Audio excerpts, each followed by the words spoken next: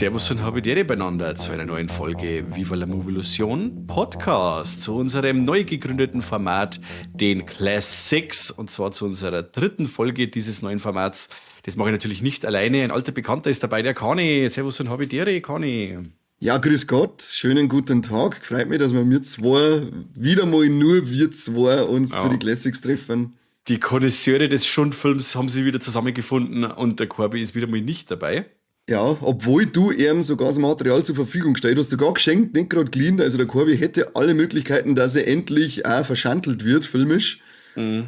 Aber er glänzt wieder mal mit Abwesenheit. Ja, und wer unsere Warlex-Folge vom November gehört hat, der weiß, dass er wieder irgendeine so Amazon-Serie schaut über einen Typen, der eine Farm hat. Ja, Clarksons Farm schaut er an. Das ist natürlich wichtig. Das ist wichtig. Nicht Dario Argento-Klassiker von 1985. Nein, das geht nicht. Da schaut er sich lieber als Vegetarier eine Farm-Doku an und findet es lustig, dass die Rindviecher geschlacht werden und dann heißt Belegschaft von der zweiten Staffel ist jetzt die Nahrung von der dritten Staffel. Das findet er lustig, der Vegetarier-Sepp, weißt, aber sich nicht einmal ein Phänomena anschauen. Richtig. Das geht überhaupt nicht, Corby, du Schwein. Naja. Dann reden wir zwar drüber. Kani, der Film ist von 1985, da war die 1, wie der rausgekommen ist. -3. -3, wow, leck. Bist du jung. Unfassbar. Ich bin gescheit jung, ja. Ja, ich sage immer, knackige 27 und geistig 14. Schaust da gut aus. Ja, das finde ich auch. Wann hast du den Film zum ersten Mal gesehen? Lebst du schon eine Zeit damit oder hast du ihn jetzt zum ersten Mal gesehen? Nein, ich habe jetzt zum 3., 4. Mal oder so gesehen. Oh ja. Weil ich mag den schon recht gern und das erste Mal, glaube ich, habe ich ihn vor 15 Jahren oder so angeschaut. Oh. Müssen wir kurz nur dazu sagen, das hier ist heute eine gratis Classics-Folge, denn jede zweite Classics-Folge ist exklusiv. Gerade noch mal kurz erwähnen, wie gnädig und gütig wir sind. Heute gratis. Genau. Ja, vor 15 Jahren ungefähr das erste Mal gesehen und ich mag den ziemlich gern. Das ist mitunter einer von meinen Lieblings-Argentos, muss ich sagen. Okay, cool. Ich habe die wieder zum ersten Mal gesehen, habe auf dieser, jetzt weiß ich nicht, was Raptor oder Dragon, dieses Label, was da damals gegeben hat, das DVDs rausgebracht hat in ungeschnittener Form. Und da habe ich zum ersten Mal gesehen und da habe ich aber nicht viel gesehen, weil die so extrem dunkel waren immer. Von dem Label ist zum Beispiel Demons damals rausgekommen oder Blood Knight Intruder. Ja, und alle haben dasselbe Problem gehabt. Die waren alle so extrem dunkel oder waren halt einfach auf VHS-Niveau. Aber mittlerweile kann man sich den Film in den wunderbarsten Versionen und in allen Farben, die der Meister Argento vorhergesehen hat oder für den Film vorgesehen hat, sie anschauen. Und er ist ja mittlerweile auch nicht mehr indiziert. Kann man auch dazu sagen, falls jetzt einer sagt, der wetzt schon mal das Messer, weil denen hänge jetzt was oder denen Viva la Movilusion auf und da muss ich leider enttäuschen. Die FSK-Prüfung steht zwar noch aus, aber er ist jetzt nicht mehr indiziert. Aber da kommen wir später wahrscheinlich auch noch mit drauf. Es könnte uns viel anhängen. Also wir haben ja wirklich so viel Angriffsfläche, wo wir uns was anhängen können. Ja. Aber das hier lassen wir uns nicht aufs Butterbrot schmieren. Aber weißt du, was du uns leider aufs Butterbrot schmierst? Das ist die Geschichte von Phänomena. Wie schaut's denn aus? Haus mir aussehen. Die Geschichte muss ich auch noch erzählen. Ich weiß ja da fast gar nichts mehr. Also, wir sind in der Schweiz dieses Mal unterwegs und da ist ein verrückter Serienmörder, ein Frauen-Mädchenmörder ist da am Start, der immer schön drum absabbelt und der Kopf und der Körper ist halt dann verschwunden.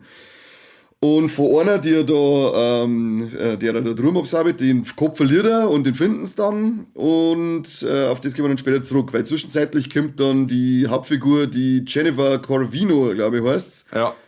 Ist mir jetzt erst, muss ich kurz einhaken, bei dem Schauen aufgefallen, dass das die Jennifer Connelly ist und die ja eigentlich sau bekannt ist. Ja, voll. Das hast du nicht gewusst. Nein, null. Da habe ich irgendwie überhaupt keinen Zusammenhang hergestellt. Das ist, da bin ich jetzt erst drauf hingewiesen worden. Also alles klar, ich schau wieder mal blinde Kassetten an.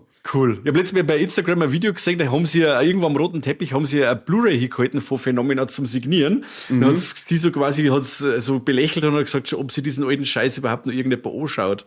Ob man das halt überhaupt noch schauen kann. Ja, Falle. Voll. Falle, ich spinne am Dirndl. Falle kann man nicht schauen. Wahnsinn. Auf alle Fälle zirkt die ist von irgendeinem sehr bekannten Schauspieler, meine ich, die Tochter, und es kommt in ein Internat eine vom Richard Wagner, glaube ich, das war den sein einziges Zuhause, und da ist ein Mädcheninternat und da tut sie dann Wohnen tun, auch wieder in der Schweiz. Zwischenzeitlich lernen wir dann auch den Ermittler kennen, wie der geheißen, der Geiger Rudi, meine ich. Ja, weißt du, Geiger Rudi ist ein Cousin. Ja. Der hat, weil der Kopf nämlich gefunden worden ist von der anfangs Getöteten, und die sind dann beim Entomologen John McGregor, der gespielt ist vom Donald Pleasence, den man ja kennt. Und liebt. Und liebt, vor allem liebt, von Halloween. Und da war ich damals auch das erste Mal gesehen, habe ziemlich überrascht, wie der auf einmal in italienische Gefilde rübergekommen ist. Aber schön zum Sehen, dass er da ist, der gute Mann. Schön, ja. Genau, und der erklärt einer dann oder hilft einer dann anhand von Insekten festzustellen, wie lang ist dieser Kopf schon tot, also abgetrennt, und Verwesungsgrad und so weiter. Da hört euch unsere Folge an mit dem Mark Benecke, der erklärt das da einmal kurz, oder es liest es einfach mal selber drüber nach, weil das ist mir zu dumm zum Erklären. Stellt sich dann raus, dass die Jenny in der Nacht ein wenig spazieren geht, schluffert, und dann auch aber die Morde sagt, die da weiterhin passieren. Dadurch wird sie dann auch von ihren Internatsmädchen, Genossinnen ein wenig gemieden, weil sie irgendwann heißt, ja, die ist eine verrückte, gute Frau. Durch so einen Spaziergang kommt sie dann auch irgendwann zum McGregor hin, wo sie dann rausstellt, hey, sie kann ja auch noch telepathisch mit Insekten kommunizieren. Und das taugt ihm natürlich als Insektenfan, und ihr da taugt's auch. Endlich haben wir mal so einen Insektenbrudi gefunden, jetzt können wir zusammenhalten mit Insektos. Und er sagt halt, Kim, mach dir das zunutze und du nachher, und da kriegst du jetzt halt noch so einen Käfer von mir, so ein Fliegen, Sarkophago, glaube ich, heißt's, weil die kann die jetzt zu den Leichen hier lotsen. Ja, und da wird sie dann in einer Berghütten mal aufgelotst, wo die früheren Besitzer dann eventuell was mit den Morden zu tun haben, und dann gehen wir schon langsam ins Finale rein. Da schmerzt man dann nachher noch ein bisschen, so detaillierter mag ich es nicht erzählen. Das muss lange, oder? Ja, Wahnsinn, du bist ja, der schwenkt ja aus wie der Teufel. Der schwenkt aus wie der 40-Tonne. Aber ich würde sagen, wir haben auf alle Fälle schon mal Spoilerwarnung raus. Der Film ist ewig alt, und schaut, ich glaube, dass keiner jetzt in die Folge reinschaltet und sagt, hey, ich möchte mir jetzt alles verzeihen lassen und dann schaue ich mir erst an. Schaut euch das Ding an, dann kommt's wieder. Er ist auf alle Fälle wert. Das ist am gescheitern, ja. Genau, da ich jetzt auch sagen. Ganz lustig ist ja, weil der Film hat ja, glaube ich, eine brutale Länge von 111 Minuten, meine ich, hat der in der ungeschnittenen Fassung. Ja, ich hab's mir auch gedacht, das ist einfach... Die internationale Fassung ist ja nicht einmal die längste, da gibt's da Italienisch mit 116 Minuten, der dauert fast 2 Stunden. Aber nur dann Dialog, oder wie? Ja, ist da mehr Gore drinnen? Nein, das ist alles Dialog. Und es gibt ja nur, weil die Amis haben gesagt, hey, für 2 Stunden, da sitzen wir nicht hier für so ein Ding. Die haben den Film dann rausgebracht in einer 28 Minuten gekürzten Fassung. Da dauert dann der Rumpf gerade noch 88 Minuten. Und der hat den Titel Creepers in Amerika. Also aber was haben die da jetzt auszensiert? Was man das? Also ist das Gewalt nicht. Sind? Wahrscheinlich nicht, oder? Die haben nur einen Schmerz, weil das kapieren Ein Schmerz, das mengen's nicht. Ich sage, ich hab jetzt das so rausgelesen, dass die da so viel Handlung rausgeschnitten haben, dass man dem Film gar nicht mehr richtig folgen hat können.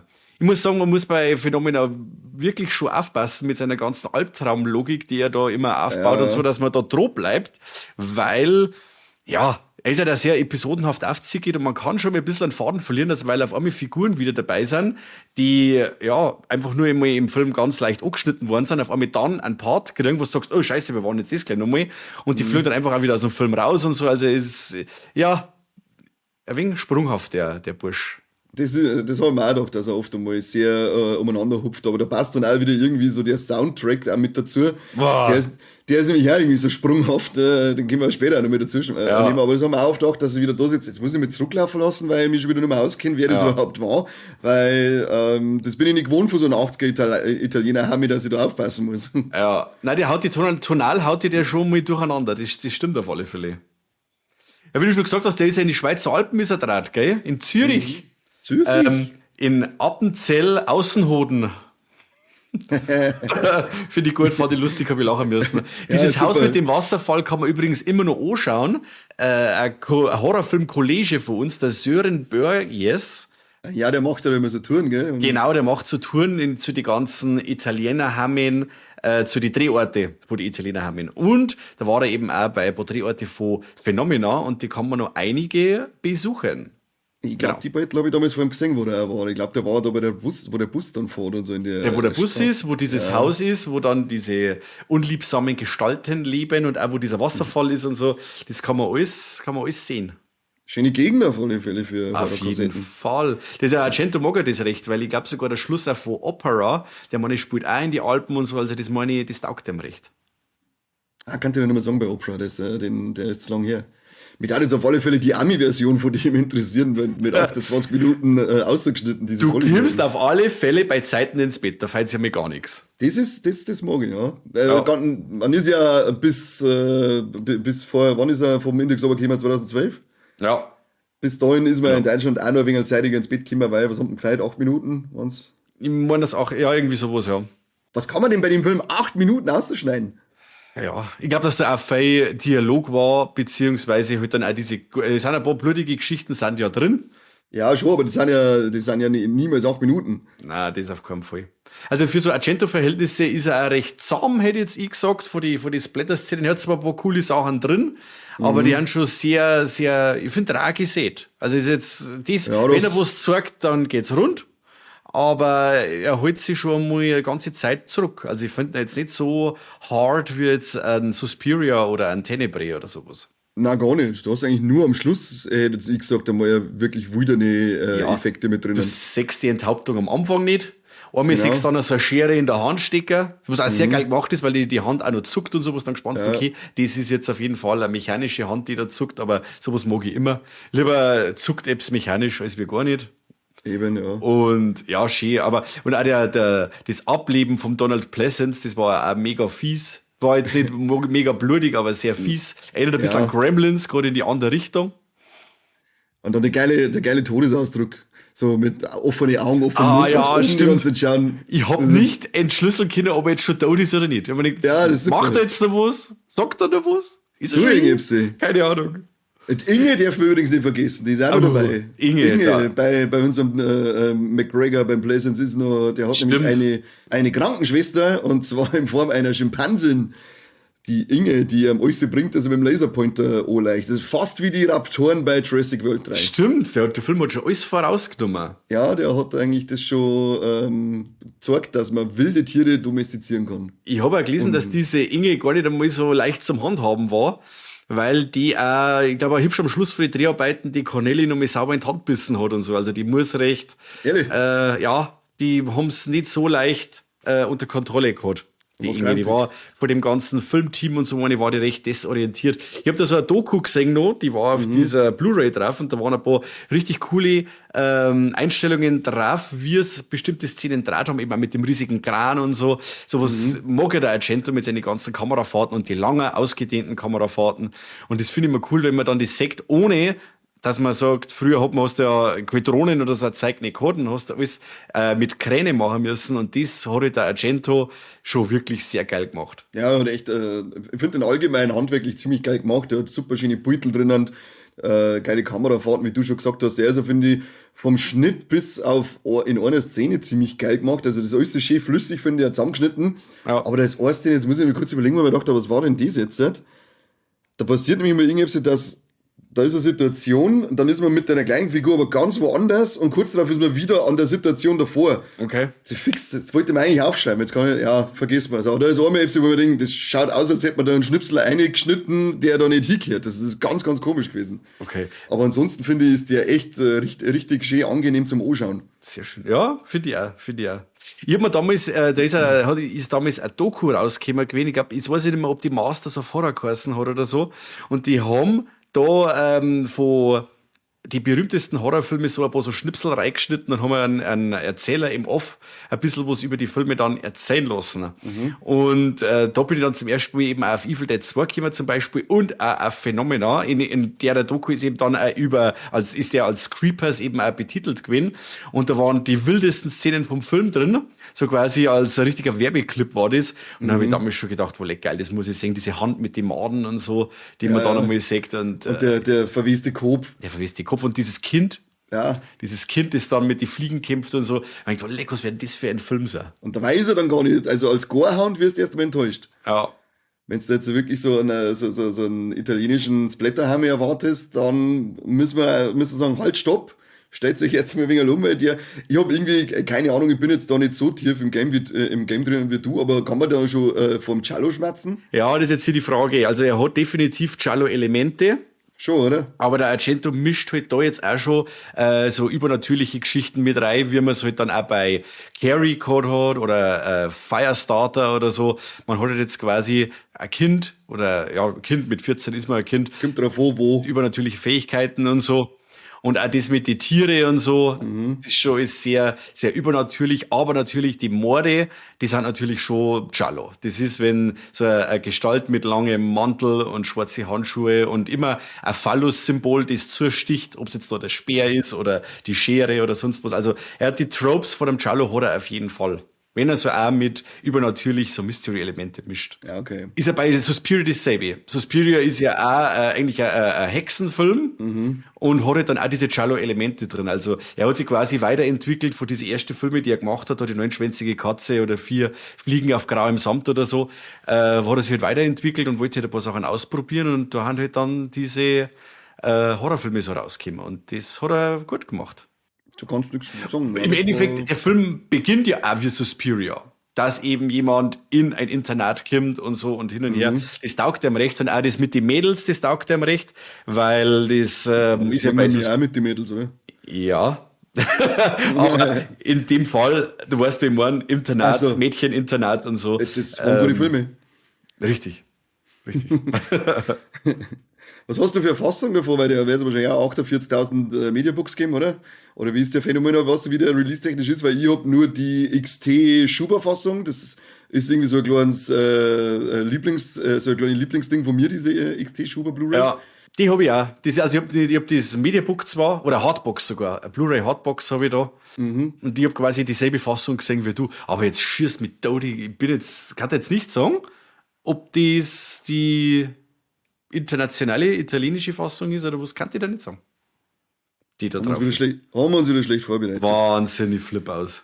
Aber was meinst du, was er für eine Freigabe kriegt, wenn er mal neu geprüft wird? Ja, schon ab 16. Schon, oder? Also das ist mittlerweile muss es eine ganz klare 16er sein. Ja, hätte ich jetzt auch gesagt. Wie findest du das allgemein mit dem Übernatürlichen von ihr, mit den ganzen Insekten-Telepathie und so? Was sagst du jetzt du dazu, zu der Story? Finde ich ein bisschen schwierig. Also das mit, also ein paar Elemente mit den Tieren finde ich cool, vor allem auch dann mit Dr. Loomis, dass der dann, Dr. Loomis, ja, mit dem Donald Pleasence, der dann auch ein bisschen McGregor, der da in die Materie mit reingeht und dir ein bisschen was erklärt mit den Maden und hin und her. Nur wenn es dann so übernatürlich wird, dass sie mit den Fliegen redet, beziehungsweise die fungieren wie ein Navi. Oder sie von ihren Mädels im Internat gehänselt wird und dann die Fliegen angreifen und alle Fliegen dann total durcheinander sind und so, weil sie quasi die Emotionen von ihr aufnehmen und dann dementsprechend reagieren. Das finde ich schwierig. Und das ist für mich auch der Schwachpunkt von dem Film. Da gibt es wieder andere, die sagen, hey, gerade das reißt's aus und gerade das ist das, was für mich wegen Fei ist. So mit dem Ganzen hin und her, dass man sagt, man macht das mit den Maden, dass man dann da dem Fall nachgehen kann und dem Ganzen dann auch ein bisschen das entschlüsselt. Ich gehe sogar mit der Schimpansendame, die dann mit dem Rasiermesser blutige Rache begeht. Da gehe ich auch noch mit.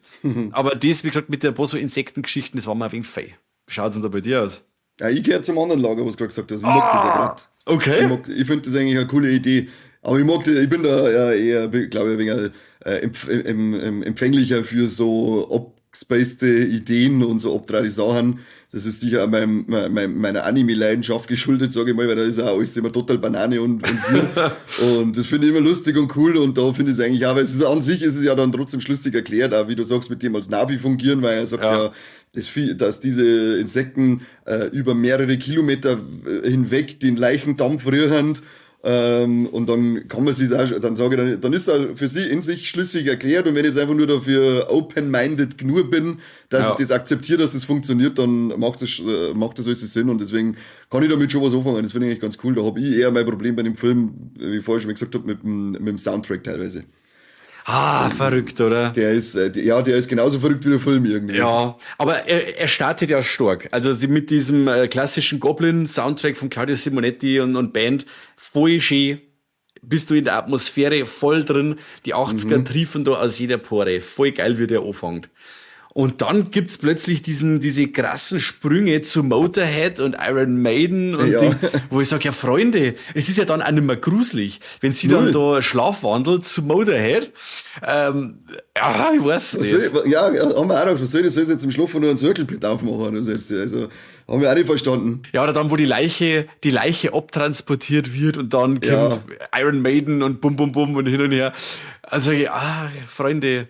Aber es hat ja dann nur mal so einen Fall gegeben in die 80er mit Dämoni, also Dance of Demons quasi vom Lamberto Bava. Da ist ja auch so, der hat auch diesen geilen Goblin, das war nur Claudio Simonetti Soundtrack und dann Bands drin wie Saxon oder Billy Idol und so, das ist, Es sind anscheinend die Rechte billig umgegangen und haben sich gedacht, die ballern die jetzt einfach gleich mal rein, die Hammen. Ja, das war früher wie bei uns in die Anfang der 2000er, wo es dann so Geschichten gesehen hast wie Ghost Ship und dann kommt da von mir Mudvayne oder irgendwie so, weißt du? So bei Triple X, dann ist da Rammstein sogar mit drin und Slipknot war doch mal war das bei Running Man oder selbst das Slipknot? Nein, Rollerball. Rollerball, wo sie sogar, glaube ich, auch direkt als Band mit dabei waren. Ja. Waren sie alle nur so billig, die Rechte, da haben sie gesagt, die schmeißen wir rein. Das sind weil die Teufel, das mögen wir. Genau. Aber das reißt mich schon immer wieder aus der Atmosphäre aus, wie du schon gesagt hast, allein wenn sie da schlafwandelt, das war ja wirklich auch so wie es gefilmt ist und so, war das ziemlich atmosphärisch gewesen, das ist schön düster, es ist langsam, du weißt nicht, was genau passiert, das ist echt unangenehm und so, und dann kommt, dann soll es der Iron Maiden Set, wenn so ein Schlein ist, halt ab jetzt, ich mag da jetzt wegen einen Synthi-Sound oder selbst, der wegen noch mit dir feine zirkt und nicht einen Headbanger haben. Also schau das ab aus. Ja. Das hat mich richtig aufgeregt teilweise. Vor allem, sie zelebrieren ja ihr Schlafwandeln total. Wenn du diese so wandern siehst, wo ich sag, er reizt sie auch voll aus. Also man sieht sie schon sehr lang schlafwandeln oft. Das zieht mir alles wieder so rein in dieses Albtraumhafte, da in dieses Märchenhafte vielleicht sogar ein bisschen. Dann auch mit dem Soundtrack, wie gesagt. Und dann, wenn aber dann das andere da dazwischen kommt, dann zerstört das für mich irgendwie. Voll, ja. Das muss ich doch selber merken, oder? Ja, ich weiß auch nicht. Das war, also da wollte er, glaube ich, hat er einen Tarantino gemacht. Da wollte die Leute sagen, schau her, was ich für coole Musik hier. Das kann schon sein. Das ist, glaube ich, Tarantino, danke für nichts. Hast uns ein Phänomen auch noch halber versaut. Das stimmt. Ding ist halt natürlich ein paar alte Bekannte dabei. Eben die Daria Nicolodi ist dabei. Das ist ja dann auch quasi die Bese in dem Film. Und das ist ja jetzt weiß ich nicht, ob es zu der Zeit nur die Frau vom Dario Argento war, aber sie war einmal die Frau vom Dario Argento. Und spielt auch bei Tenebrae mit und so und bei ein paar anderen Filmen noch von ihm. Die kennt man auf jeden Fall. Und wie man auch noch kennt, wer aufpasst hat bei unserer in ein Zombie am Glockenseil-Folge, wer Patreon-Abo hat, der kann sich die Folge anhören. Steady-Abo, wir haben ja noch kein Patreon. Ach, Entschuldigung, Steady-Abo, mein Gott. Safe fix. Schon so spät. Ja, stimmt. Das ist 9:45, Leute. Lass uns ich muss einmal ins Bett. Der Michele Soavi ist dabei, der Regie geführt hat bei Della Morte dell'Amore oder eben, wie gesagt, bei Zombie am Glockenseil eben mitspielt. Ja, es hat immer so irgendwie die so bekannte Gesichter dabei. Und für den Michele Soavi gibt's übrigens eine coole Anekdote. Der ist damals in Italien, wo diese ganzen Filme gedreht worden sind, war das also ein Bursch und der ist immer mit dem Radl hin und her gefahren zu den Filmsets und hat die Regisseure immer irgendwelche Botendienste gemacht. Und so ist der dann immer weiter, wie bei Goodfellas zum Beispiel. Desto mehr, dass du machst für die Mafia, desto mehr kehrst dazu. Und dann hat sich das rumgesprochen, dass auf dem Typen Verlass ist. Und dann ist das immer weiter so dahingegangen, bis der dann selber eben auch in die Filme mitgespielt hat und dann auch seine eigenen Genrefilme dran hat können. Also das ist ein richtig cooler Typ mit Liebe zum Genre, der dann da so reingerutscht ist. Das ist ein richtiges Duselcode eigentlich. Auf jeden Fall.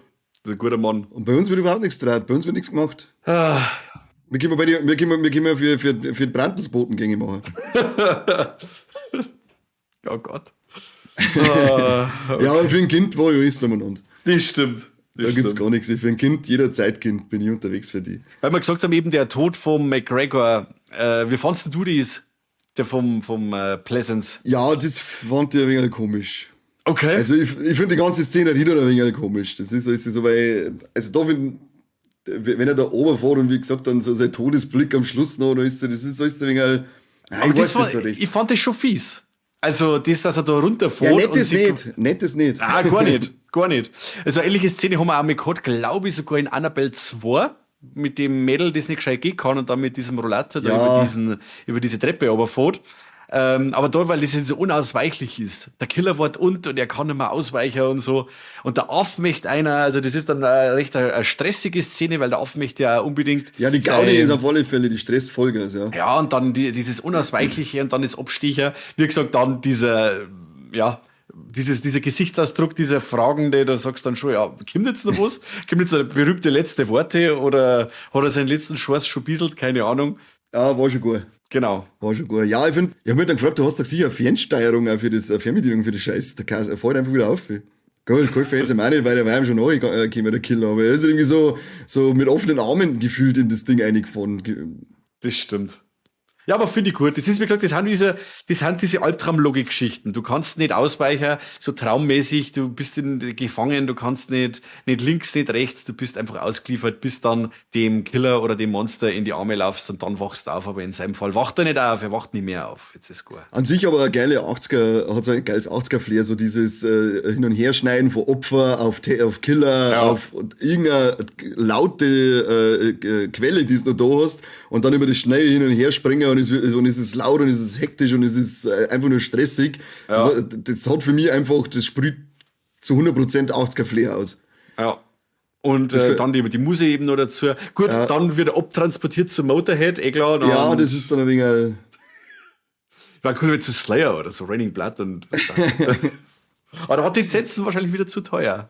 Ja, ich weiß nicht, wie stark das Slayer 85 schon aufgestellt war. Weiß ich nicht. Das erfahrt ihr in unserer Thrash-Metal-Episode. Ja, die machen wir dann auch mal. Wo ich sehr geil fand, dann in dem Moment, wo die Fliege als Navi fungiert und Jennifer dann zu der Frau sagt, wird sie bitte das Fenster schließen? Und sie sagt, nein! So geil bockig umeinander tun. Und ich denke, wow, was ist denn mit ihr los? Überhaupt keinen Respekt vor meinem Alter. Genau. Und nur so einen geilen Dialog haben wir drin, wo sie nach dem untersucht wird nach dem Schlafwandeln. Das ja, Schlafwandel, da gibt's auch noch so eine geile Szene. Gut, jetzt überschlagen wir uns. Wenn sie dann, nimmst du auch dieses Teufelszeug, diese Drogen?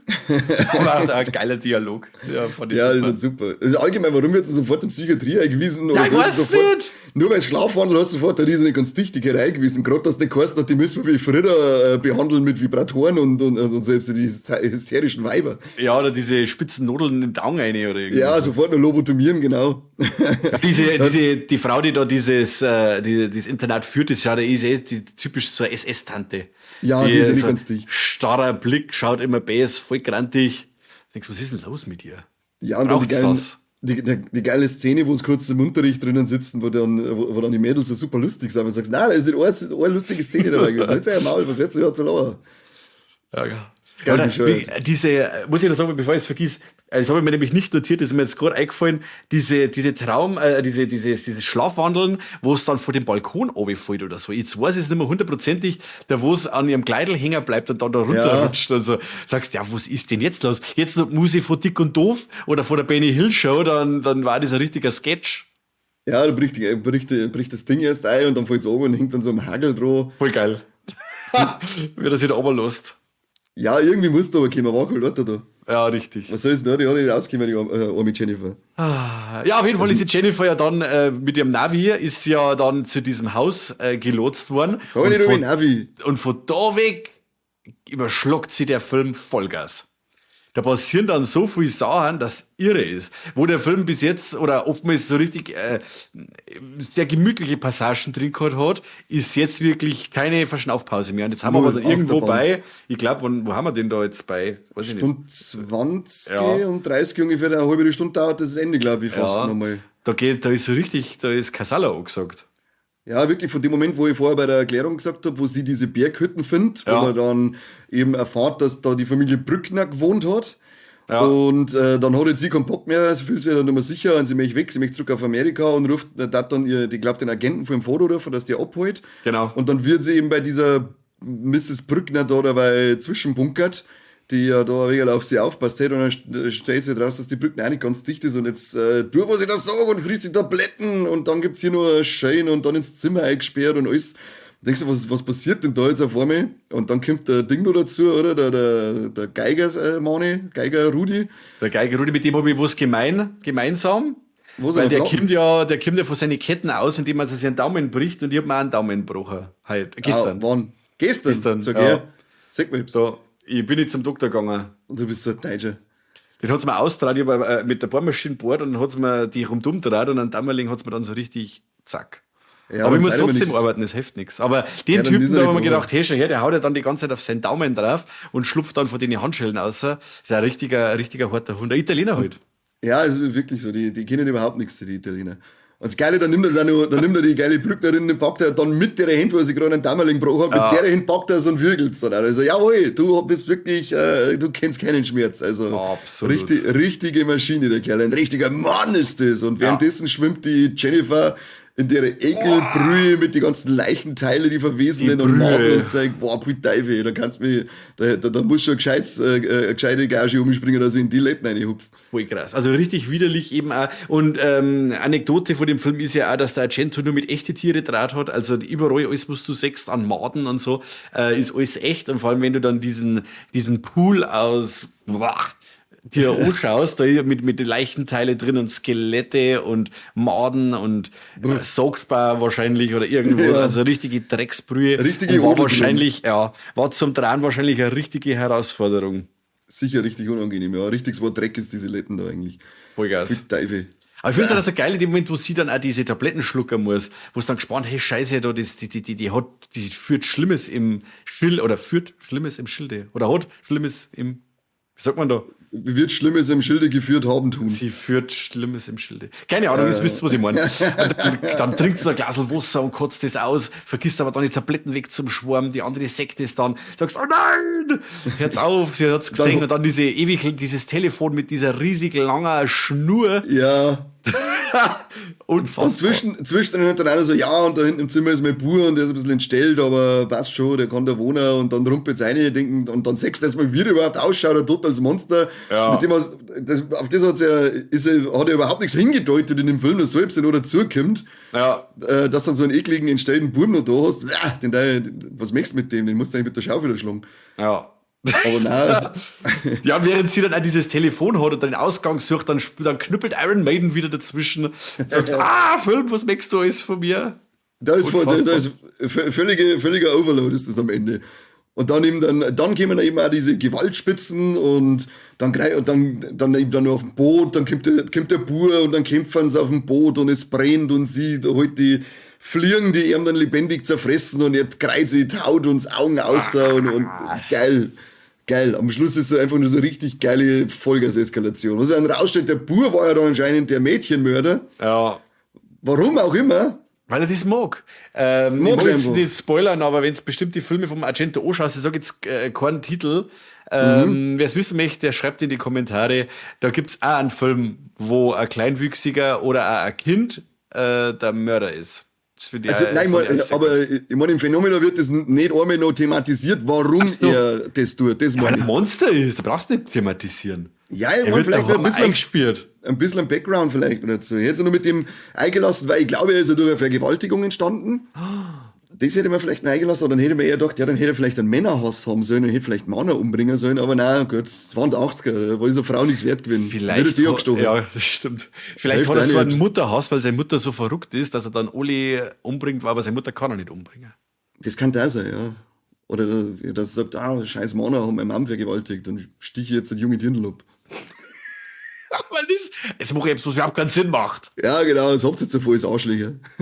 Also das ist so geil, weil ja halt auch die Erzählung am Schluss dann so eskaliert mit dieser Brückner, die einfach nie wirklich hier Thema war, die Frau, und auch der Am Anfang einmal, genau. ja.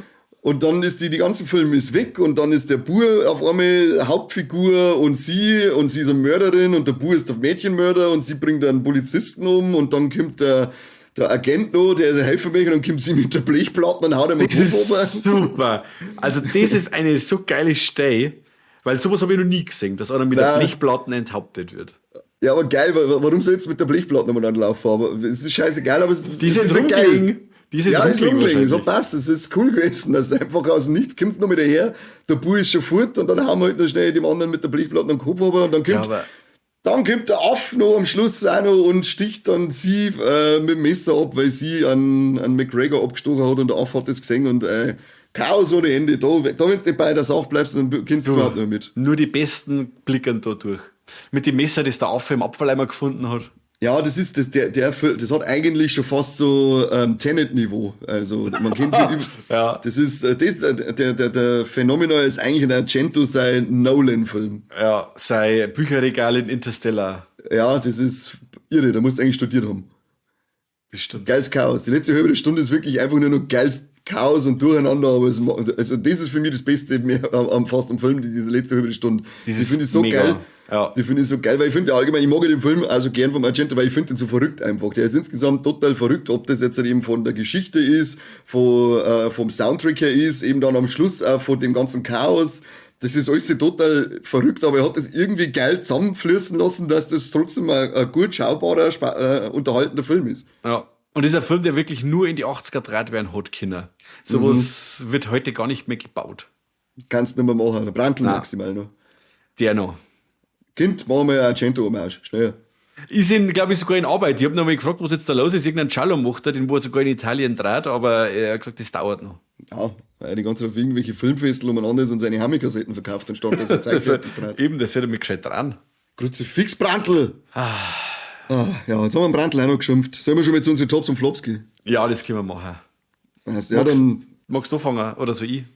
Fang du. Also, mein Top ist einfach diese surreale Atmosphäre, bei dem man dem Film einiges verzeiht an Sachen, die ein wenig ungereimt wirken, ein wenig langatmig wirken oder natürlich dann total eskalieren, eben wie der Schluss. Also das finde ich halt einfach geil. Also das hat der Argento drauf.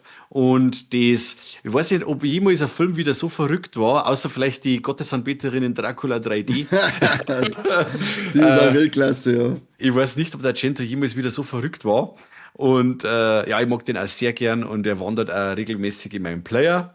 Und ja, genau, was jetzt eben vorhin schon gesagt habe, was mir nicht so gefallen hat, ist eben diese vielen Tieraktionen, die sehr fantastisch sind. Also bis zu einem gewissen Grad gehe ich mit, aber da, wo du erst anfängst, dass dir das taugt, weil es so abgedreht ist, da hab dann ich eher so meine Problemchen. Aha. Ja. Schau her, Mo. Hauptsache über gegen mich wieder. Tut mir leid. Sau. Ah Gott, ich verzeih dir ausnahmsweise. Ja, was? Ja, mein Top ist direkt der Goblin-Soundtrack. Wenn der läuft, den finde ich Weltklasse. Und vor allem für mich am herausragendsten ist eigentlich die Stelle, wenn dann am Schluss, wenn's vom Boot ober gefallen sind und sie dann so dahin schwimmt und dann nochmal der Bruder so umeinander gichtelt, da ist so ein geiler Score drüber gelegt. Der ist, also, den hätte ich gerne ans Handy klingelt haben. Das können wir machen. Ich hab die CD, Soundtrack-CD hätte ich. Ja, passt, her damit. Aber ich hab kein CD-Laufwerk mehr am Laptop. Ich weiß nicht, wie wir das treiben. Das kriegen wir schon irgendwie. Ja, manche tut das mal. Ich manke es. Ja, und mein Flop ist dann auch der Soundtrack, aber dann muss ich leider diesen Metal-Scheiß. Obwohl ich einen Heavy Metal schon gern mag, weißt du, aber da denke ich mir so, da gehört er einfach nicht her, hau ab, jetzt den Abspann laufen lassen, ist okay, aber nicht, wenn sie schlafwandelt oder wenn der Audi ausgetragen wird, Motorhead draufhauen, das geht nicht, das ist weg mit dir. Ja. Stop it. Und vor allem, es gibt ja auch Argentos, wo der Claudio Simonetti, jetzt weiß ich aber nicht, ob das in dem Fall ein Goblin war, Sleepless zum Beispiel, da ist ja auch ein paar so Metal-Riffs mit drin, bei ein paar Kill-Szenen und die finde ich voll geil, die passen geil rein. Aber wenn mir fallen jetzt auch nur zwei Bands ein, die da dabei sind, die ich wirklich nicht mag, und das ist Motorhead und Iron Maiden. Und beide haben dann da versammelt in dem Film und versauen dann so manche Atmosphäre, dann bin ich leider auch raus. Ja, das ist wirklich so, Metal Riffs können ja sicher gut passen bei manchen Szenen, aber da sind, und auch abhängig davon, ob ich die Bands mag oder nicht, aber das kann halt auch, da kann auch meine Lieblingsband spielen, System of a Down oder sonst irgendwas, das ist scheißegal. Das passt da einfach nicht her. Das macht ganz oft machen diese Momente die Atmosphäre kaputt und das ist mein großer Flop an an dem Film. Verstehe voll. Ansonsten phänomenal, einer von meinen Top 5 Argentos, glaube ich. Sehr schön. Das freut mich, wenn du Spaß gehabt hast. Triple Threat haben wir mir Titties, Mike. Nein, ich hab keinen gesehen. Wir haben einen kleinen Underside-Boob, wenn die, Underside, ja. Ja, das ist mir, da geht Kamera wegen übereinander, wenn die, ich glaube Sophie hat's geheißen, die erste Zimmergenossin da von der Jennifer, Ja. weil da hast du dann so, ich pass auf dich heute Nacht, in dem Moment, was da liegt und schläft, er hat's ab, damit's mausen gehen kann. Ja. Und da zieht sie sich mir um, da ist alles dunkel, da sieht man so einen leichten Underside-Boob, also ich hätte ihm vielleicht ein Sechzehntel Tee-Darium geben. Ein Sechzehntel, okay. Ja, ich glaube schon. so. Dieser die, mit die sie dann im Garten draußen oder in dem Park mit ihrem Freund trifft, der Ja, dann gesagt genau. hat, er ist jetzt 3 Stunden hergefahren, er muss jetzt wieder heim. Ja. Das Da war hat sie- super. Was ist, du fährst doch nicht 3 Stunden nur zum Schmusen. Ne? Sie hat noch voll Lust auf Budern und er dann so, Ja. wo jetzt keine Zeit mehr. Ich muss Ja, halt doch dein Maul, wenn du 3 Stunden fährst. Ja, das ist super. Ich hab mir gedacht, warum hier bist du nicht überhaupt da? Oder bleib über Nacht Ja. und fahr dann, wenn der Hahn kräht oder was weiß ich. Ja, irgendwie so, aber, oder sage ich, das Mindestziel ist wirklich knattern und nicht gerade schnell ein wenig schmusen. Ja, für das Geil voll auf. 3 Stunden. Ja, das ist ein True Love, Eigentlich das kennen wir sexy. nicht. Das ist eine echte Liebe, weißt du, man Das möchte dann hat die das kennen wir 80er. nicht. Wir sind ja da gerade immer so körperlich und nicht so liebevoll. Richtig. Aber gut, anderes Ding. Aber 16. Tee kriegt er für einen Underside-Bub im Dunklen, den man nicht genau identifizieren Oh kann. Man Gott, sieht, das ist- eine Wölbung. Mir kann man sagen, wenn man einen Schattensekt von einer Melone irgendwo, ja, dann kann man das auch schon fast sein lassen, oder? Jetzt gibt's den Schmarrn, gell? Okay, Entschuldigung. Ich reiß mich zusammen. Ja, ist mir eher hoffen. Kannst du keine Folge aufnehmen ohne den Blätschmanns für dich. Wie schaut's mit der Trompeterei aus? Haben wir da? Nein, keine Trompeten. Keine Trompete. Nein. Und tote Tiere? Ich denke ja. Ja, vor den Insekten wird sicher irgendwas der Gatsch. Bestimmt hat's da ein Botzpatzt. Ja, da haben wir oder sonst haben wir nämlich kein Tier gehabt, gell? Ich muss jetzt sagen, ich mag jetzt die Tiere jetzt nicht einer Existenz absprechen oder so, aber bei Samade oder so, wenn die mit gedruckt ist. Weißt du, was wir oft haben, ich schon die Biotonne ausgeschwappt, weil die Drecksviecher überall waren und haben mir gedacht, Essig ist jetzt Affe, verreckt. Asozialer. Voll, weg damit. Du sprichst dann immer ganz andere Sachen, dieses Existenzrecht ab. Also ist ein Mauer das geringste Problem bei dir. Ja, aber es ist die sterben. Also das Tee kriegt er noch. Dann da ich sagen, haben wir ein Sechzehntel Tee. Das ist nicht ganz okay vom Argento, dass er da sich nicht mehr Mühe gegeben hat, aber er weiß dafür mit anderen Qualitäten zu überzeugen bei Phänomena. Ja, auf jeden Fall. Macht Spaß. Können wir Das euch ans wird ja Herz so. legen. Und wie gesagt, wenn jetzt dann da sich mal einer erbarmt, der Film ist nicht mehr indiziert, man könnte da eine FSK-Prüfung machen. Man könnte den Film in Deutschland wahrscheinlich mit der 16er Freigabe rausbringen. Warum das keiner macht? Keine Ahnung. Ich weiß es auch nicht. Ich hätte gerne ein schönes Steelbook dazu. Steelbook. Ja, warum? mag ich auch noch. Schuber, Steelbooks und Hardboxen, das sind so meine Dinge, die ich jetzt mag. Okay. Mediabooks, die sollen abhauen. Okay. Das Wort zum Sonntag. Das schon. Ja, das war, Mike, es war mir ein inneres Schön. Flauern, das war schön. Voll schön. Voll schön. Leute, es ist bald Weihnachten. Es beschenkt eure Liebsten oder beschenkt euch selber. Man kann sich selber auch mal beschenken. Man hat einen Haufen Weihnachtsgeld gekriegt. Macht ein Steady-Abo. Tut's uns was Gutes. Wir können dann dafür italienische Drecksfilme einkaufen und die anschauen. Kauft und Merch. kauft's Wir Merch sind- natürlich. Wir sind gerade wieder um Bestellung sammeln, also wer noch was möchte, sollte sich demnächst einmal melden. Genau. Lang dauert's nicht mehr. Vom Babystrampler bis zur Unterhosen, alles da. Alles. Leider noch keine BHs, auf die darf ich noch immer warten, dass wir endlich mal BHs machen können. Zumindest da, wo wir aktuell sind. Vielleicht finden wir noch eine Lösung. Mal schauen. Und schreibt in die Kommentare, wie enttäuscht der Satz, dass der Corby nicht dabei war. Wieder mal Ja. nicht bei so einer Classics-Folge. Mich kann hat das nicht immer sein, schon Corby. interessiert, muss ich sagen. Also vor allem ein Corby sei Expertise bei Filmen, mit denen wir schon, weiß ich nicht, 20 Jahre leben und er noch nie gesehen hat, sowas interessiert mich schon allerweil. wie er das sieht. Ja, Aber, wenn so ein total Ahnungsloser daherkommt und das erste Mal so ein Hami sagt, das darf mich auch interessieren, was der ist ja der darf auf dem Stuhl fallen. Bei dem Finale dann so keine Blumen haben, damit kommt er nicht zurecht. meinst Ich glaube, dass er Angst gehabt hat davor, deswegen hat er nicht angeschaut, weil er hat schon ein bisschen im Urin gehabt, dass das zweit wird und dann haut's ihn um.